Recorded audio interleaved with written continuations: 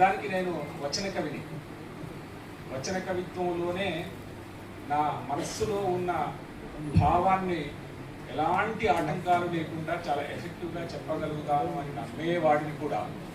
కానీ కొన్ని సందర్భాలు మన నుంచి కొన్ని డిమాండ్ చేస్తూ ఉంటాయి, కొన్ని సందర్భాలు మన నుంచి కొన్ని కార్యాలను డిమాండ్ చేస్తూ ఉంటాయి. అట్లా తెలంగాణ ఉద్యమం నడిచినప్పుడు, మలిదశ ఉద్యమం నడిచినప్పుడు కొన్ని డిమాండ్లు కవిగా నా ముందుకు వచ్చాయి.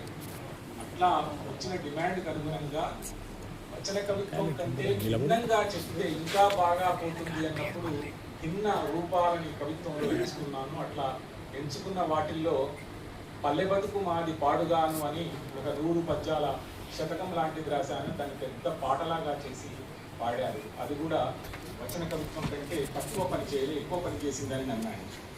ఇంకా ఉద్యమం బాగా నడుస్తున్నప్పుడు అప్పుడు ఆంధ్రప్రదేశ్లో విలీనమవుతున్న సందర్భాల కంటే ముందు భారతదేశంలో హైదరాబాద్ సంస్థానం కలుస్తున్న విషయాలు ఎట్లా ఉండేదో రెండవ కోణం నుంచి తెలుసుకోవడం కోసం ట్రాజడీ ఆఫ్ హైదరాబాద్ అన్న పుస్తకం ఒకటి ఉంది. దాన్ని మనం తెలుగులో లేకుండా ఇన్నాళ్ళ నుంచి కాలం గడిపాము అని భావించి దాన్ని నేను అనువాదం చేశాను. అది కూడా ఉద్యమం చేసిన డిమాండ్ నుంచి ఒక కవిగా నేను రెస్పాండ్ అయ్యాను.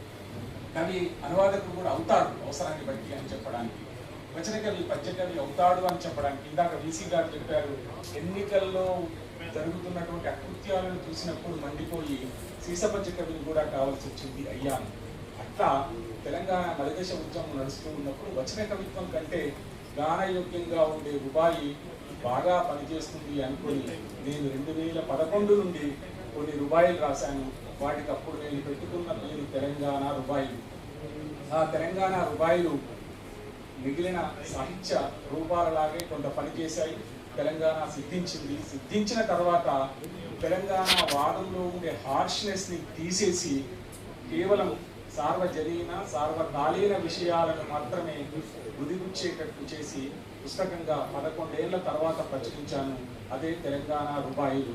ఆ తెలంగాణ రుబాయిలు అనే పుస్తకాన్ని గుర్తించి మీరు బహుమతి ఇచ్చినందుకు ధన్యవాదాలు తెలియజేస్తూ, అందులో వాసి వసంత కుమార్ గారు నాకు మార్గం చూపించారు.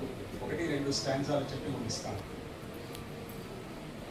ఆశించి వేసేటి అడుగులన్నీ భ్రమలు, పెంచి పోషించేటి బలములన్నీ తమలు, సహజమౌ నడకలో ఎదురైనదే మనది, పథకమేసి నడుచు పథములన్నీ తమలు.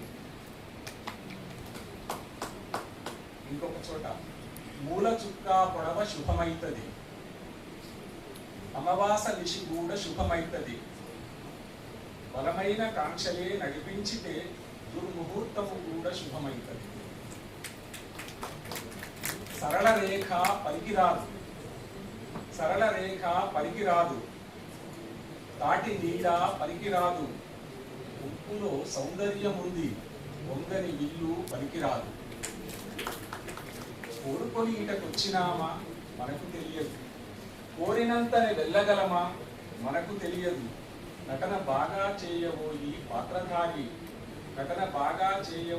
పాత్రధారి, ఎప్పుడు వేదిక ఎటుల దిగుదుమో మనకు తెలియదు. ఆడినప్పుడు ఆట విలువలు తెలియరావు, గెంతినప్పుడు స్వేచ్ఛ ఎత్తులు తెలియరావు, అనుభవించిన క్లేశమే చుక్కాని తులకు, జిమ్మ చీకటి కమ్మ దారులు తెలియరావు. కొంతకాలమే ఉడమితో రుణమున్నది మనకు, బుద్ధి సృజనకే మట్టితో అనుమతున్నది మనకు. చేయాల్సిన పనులేవో గుర్తుపట్టు ఏనుగు, బుద్ధి కలలకే నిద్దుర అందనున్నది మనకు. Thank you. నమస్కారం.